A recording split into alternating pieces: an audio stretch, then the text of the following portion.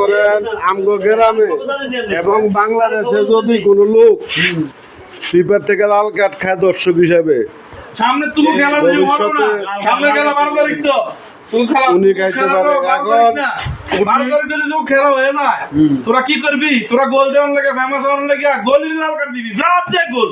আচ্ছা আচ্ছা আপনার তো সেই সাদ্দাম ঘটনা হলো যে ওই যে কি জানি দুধের কথাটা একটু বলেন আপনি জীবনে আর কি করছেন? আমি ইয়ের দল করি, ফিফার দল করি, রেফারির দল করি, জমিদারি দল করেন আর কি। এখন আপনারা কি দুধ দিয়ে না গোমূত্র দিয়ে করবো?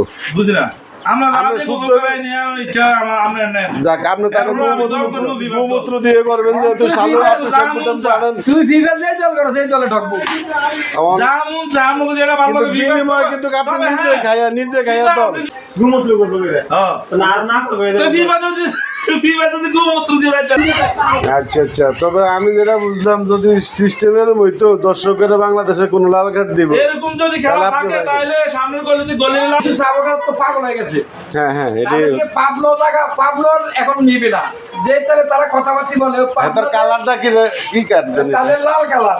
আচ্ছা এখন এই ব্রাজিলের যে সাপোর্টার এগুলা পাবনা যে পাগলখানা এগুলো তো লইব না, কারণ তারা যেভাবে কথাবার্তা বলে। এখন রাসেল আমরা ফিফার দল করি ভাই, আমরা ফিফার দল করি। সারা বিশ্বে যদি ফিফার দল করতে পারে, হ্যাঁ ফিফা যদি আর্জেন্টিনা নিরপেক্ষ দল যদি আর্জেন্টিনা করতে পারে তাহলে আমরা আর্জেন্টিনা কইলাম।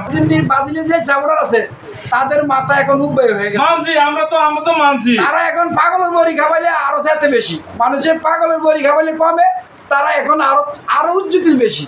এই যে আমাদের দেশে কিছু সাপোর্টার আছে, আমার ভাই সাদ্দা আছে, তারা এখন পাগলের বড়ি দিল। দাদার ইচ্ছা কি দাদা তারা এখন খাইলে মানে না। আমার ভাই এই দুইজন ছোট ভাই দাদা এখন পাগলের বড়ি খাইলে দাদা আমি তো আপনার লগে গেছি, ঠিক আছে আমি কয়দিন ব্রাজিল কয়দিন বিমান উঠিয়ে জানে কথা না ভাই আমরা ঠিক আছে আমরা বলে আপনি এসে ঢুন এটি কি মিছা আপনি রাসেল বাজে আপনি কিছু কম তো আচ্ছা কি কয় আরে আমি কোন কালে কইলাম ওই আমি আমরা আপনাদের লগে আছি থাকমু কিছে আমরা আছি আপনাদের লগে থাকমু। আর আপনি কি কোন কি কোন আমরা আর্জেন্টিনা যাইতাম নি আমরা